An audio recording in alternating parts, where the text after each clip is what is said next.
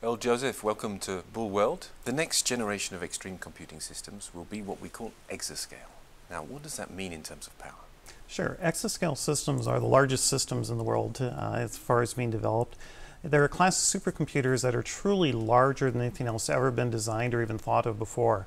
To put it in perspective, for most facilities that are building exascale systems, they're not just building entire new buildings, they're building new research labs with scientists and engineers. To make use of these large assets require a large staff of highly trained people. They also require a tremendous amount of power and cooling. And so these are truly a different category of supercomputers. The reason the world is moving towards them, though, is for scientific advancement and economic success. They will be used for designing better cars, planes, basic materials, carbon fibers, carbon nanotubes. The exciting part about it, it'll give us a fundamental understanding of how science is done, how things actually operate, at a molecular level will be much better understood with exascale computing. And I imagine to have exascale computing that has quite a large impact on the education and training that's required for the engineers. Right. So one big reason a lot of countries are investing heavily in exascale development is they want to empower their scientists and engineers. They don't have enough scientists and engineers right now. They're trying to get more graduates, but at the same time you need to give them more tools to make them more productive. And exascale computers have the promise of making a typical scientist, engineer, analyst, or researcher tenfold or maybe even 100-fold more productive. But in order to do that, it requires a tremendous amount of training of moving from doing live science and wet labs and engineering to doing it on a computer. Now when you move from wet labs to a computer, you get some big advantages. One of the first ones is it's a lot less costly to do. New labs, scientists, and everything else are very costly. But the major advantage, you can do it much more quickly. In other words, instead of doing a 6-month experiment, you can maybe be able to do it in 6 days. And then on top of that, instead of doing one experiment, you can do thousands of them. So there's just some tremendous advantages there. Exascale systems will require a very close relationship between the system manufacturers and the users themselves. Now, in this context, how do you see Bull's strategy? Right, Bull has a very wise strategy, and that is you're working with some very large and leading edge customers around the world. France, of course, to start with, and then also in Europe, but also in other countries like Brazil, and I know you're targeting some other nations also.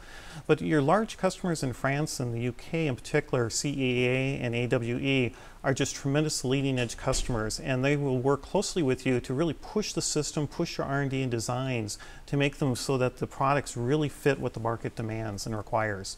And we call this kind of a co-design environment, which for exascale systems is crucial because the amount of investment in building and purchasing exascale systems is very large, and you want to make sure it's optimized to what the market needs. And plus Bull has an open standards approach to the extreme computing market. Our belief is that the open standards approach is where the market's headed. If you look back historically 25 years ago, most of the supercomputers were very customized machines, custom processors, and just customization everywhere.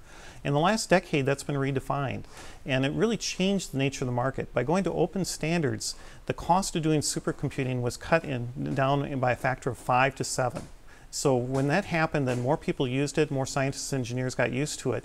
And staying on this open standards curve, working with x86 technology, working with other standard ones, but then the Bull approach of putting R&D where you can really start with the open standards and wrap it with the R&D that makes it high performance is the path of the future. Now, you've recently had the opportunity to study Bull-X systems, voted best supercomputer in the world by HPC Wire towards the end of 2009. What do you see as their key assets? The key assets we see of the Bull-X systems is one, the open standards as we already talked about, but also taking the highest performance capabilities in the processors, the interconnects, the software stack, and integrating it together into a system that can really perform at scale. I think your partnership with CEA, for example, is like the perfect test bed for making the systems very high performance and highly productive for the end users.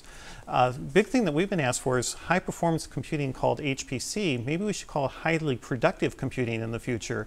And the real focus there is really training people and designing systems that people can be productive with. And we think Bull has focused its attentions, its R&D, and its market approach to address those requirements. Earl Joseph, thank you very much indeed. Okay, thank you.